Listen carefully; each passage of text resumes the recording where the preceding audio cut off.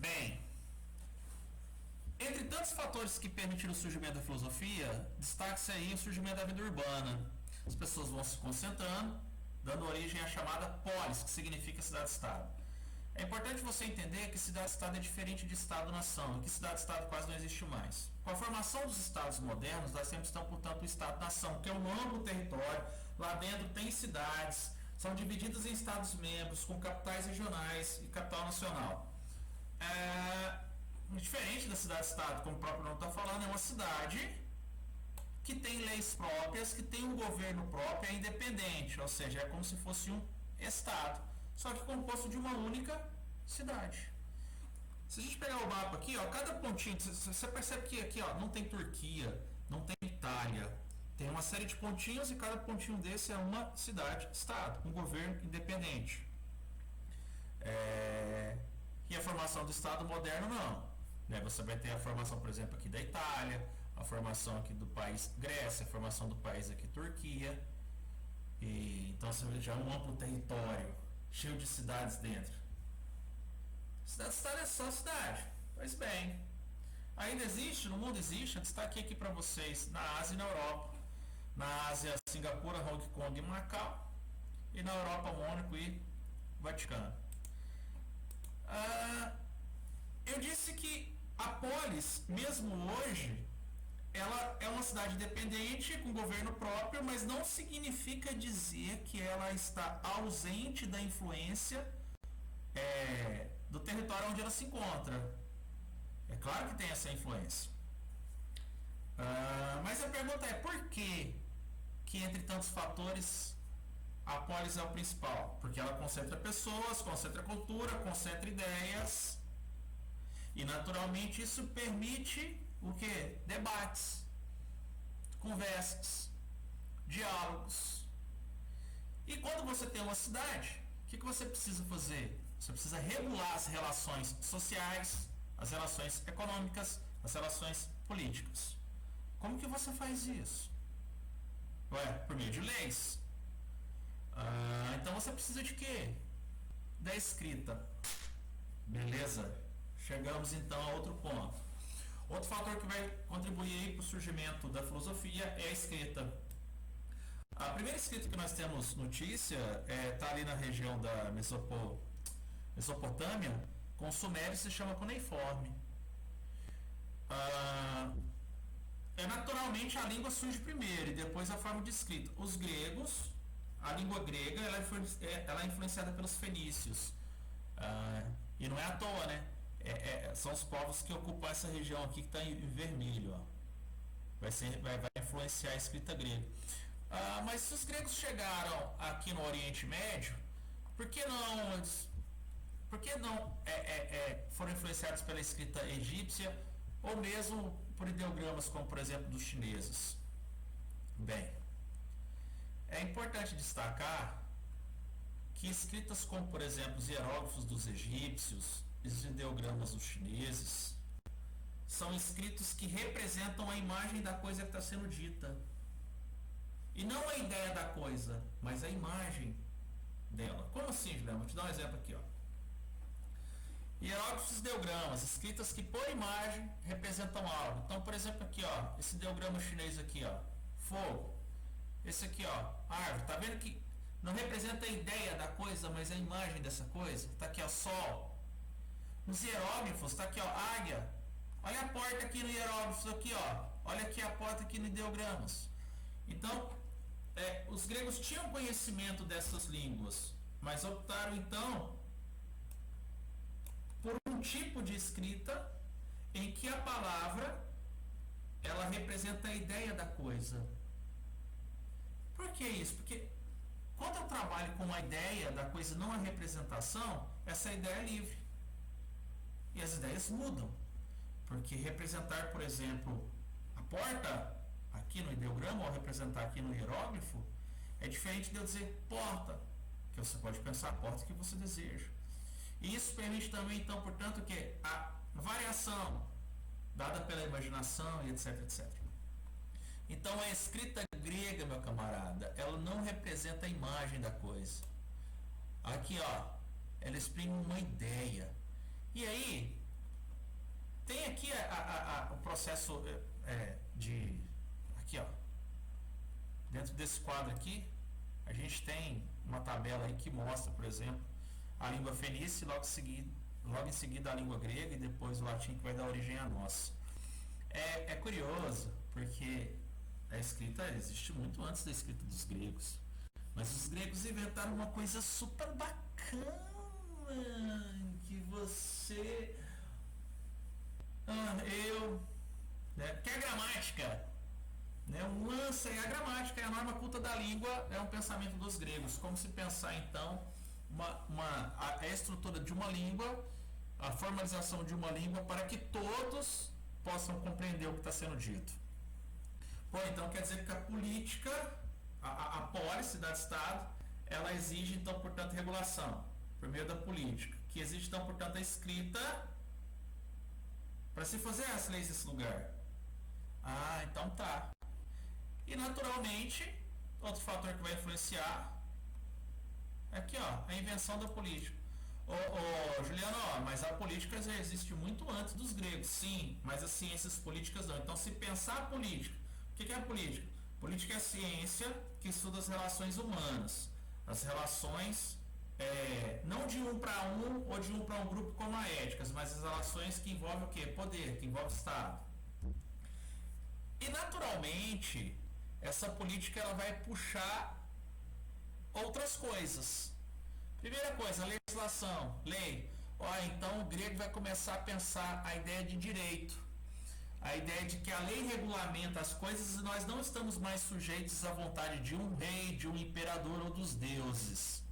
Olha que bacana, olha o que está escrito aqui, ó. A lei como expressão da vontade coletiva humana. Não existe mais essa coisa arbitrária de que quem tem poder decide pela sua própria vontade, está acima das leis, acima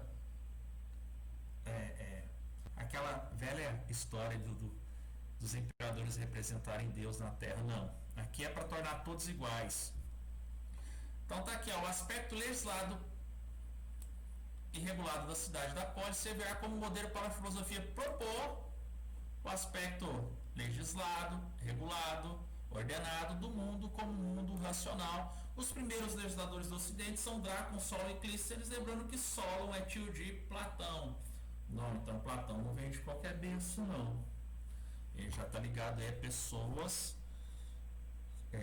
cultas. Juntamente com a lei, imagina, tem a política, se pensar a política, graças à escrita eu crio leis, mas você precisa o que dentro da política? De debates, de discursos. E aí, naturalmente, vamos lá. O espaço público da Ágora, que antes era ocupado pelo poeta, vai ser agora ocupado pelo cidadão para debates políticos. E ali você vai ter o quê?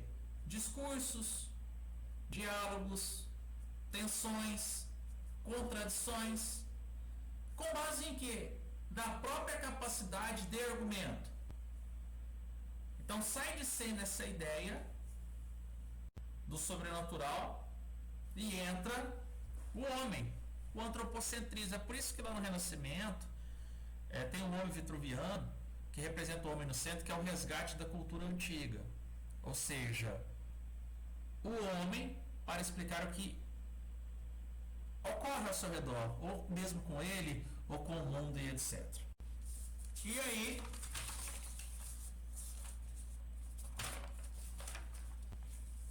imprimam a sua aula também. Tá aqui, ó. Espaço público Ágora, ao valorizar o humano, o pensamento, a discussão, a persuasão e a decisão argumentada, valorizou o pensamento racional e criou condições para que surgisse o discurso, a palavra filosófica. Porque a partir do momento que eu faço discussões sobre política, eu também faço discussões sobre coerência lógica, sobre ética, sobre estética, sobre a própria natureza do conhecimento, sobre o valor de verdade desse conhecimento, se ele é verdadeiro ou se ele é falso. Eu estou pensando em um embate entre filósofos e sofistas. E é claro, esse discurso aqui, antes de mais nada, é um debate sobre ideias. Sem interferência ou imposição dos deuses, porque os deuses você aprendeu são narrativas que você acredita ou não acredita, elas são alienantes porque você não pode questionar, você tem que aceitar e ponto final. Com a argumentação não é bem assim. Então aqui é o pio da coruja, a representação aí da sabedoria por meio da corujinha, onde eu faço uma síntese dos principais fatores. Não são os únicos, são os principais destaques, então, portanto, aí para polis. Aqui é um quadro que eu já falei para vocês sobre o pai da filosofia, o inventor da palavra filosofia, quem é considerado o maior dos filósofos. Já foi dito, tá aqui, pai, Tales, inventor da palavra Pitágoras, o maior dos filósofos, Sócrates. E é importante dizer para você o seguinte: não é consenso que filosofia e ciência é a mesma coisa, não é. Então, em regra, a filosofia não é ciência, mas nasceram juntas e se confundem. Para a maioria dos filósofos, filosofia não é ciência, mas para uma parte é. E o que é ciência? É aquele que possui objeto de estudo, como por exemplo, para Aristóteles, filosofia é ciência.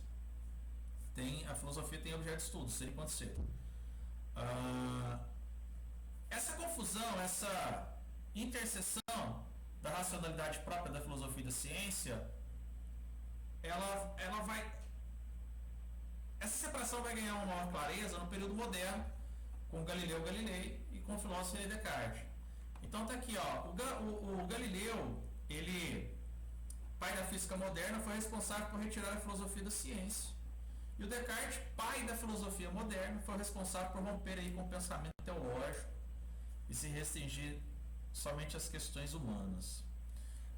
Quais são as características fundamentais dessa primeira racionalidade, desse processo que levou ao nascimento da filosofia e a racionalização do mundo? São coisas que você já sabe, porque faz parte do nosso mundo. Então tá aqui, ó. Nós somos racionais, trabalhamos com processo de demonstração, para isso argumentamos, para isso nós o quê? Debatemos, não aceitamos explicações dogmáticas pré-estabelecidas. Temos a capacidade de fazer generalizações de teorias, trabalhando com o conceito de universal mais geral, e temos sobretudo a capacidade de diferenciação. Essas são características fundamentais aí, ó, da atividade filosófica na época do seu surgimento, que ainda permanece. Mas é uma séria discussão da pós-modernidade, etc. Mas em regra é isso. Então encerramos por aqui a aula de período arcaico e aproveitamos então para fazer uma retomada. Galera, o que é o período arcaico? É o período em que ocorre a transição das explicações com base nos deuses para a explicação com base na capacidade do homem de pensar. Esse período dura cerca de 300 anos, então, portanto, é um processo lento de racionalização do homem. Quando o homem se racionaliza e passa a explicar o mundo, ele se torna ateu? Não. Tá? Isso é questão de vestibular, ele não se torna ateu, a sua crença permanece, mas aquilo que ele pode explicar, ele explica, e aquilo que ele não consegue explicar, ou ele deixa como uma incógnita, ou ele recorre aos deuses. De novo, não é muito diferente do que acontece subjetivamente conosco no dia a dia. Beleza, galera? Então é isso aí. Que bacana! Galera, valeu, um abraço. A gente continua em períodos da filosofia antiga, porque essa filosofia vai nascer no mundo antigo. Quem são esses primeiros filósofos? Quais são entre eles aqueles que mais se destacam? Dentre esses que se destacam, quais nos interessam para o Enem vestibular? Acompanhe aqui no canal do professor Juliano Batista. E a pandemia me levou a criar esse canal, não tem jeito, não, senão é um trabalho danado. Galera, valeu, brigadão, um abraço para todo mundo.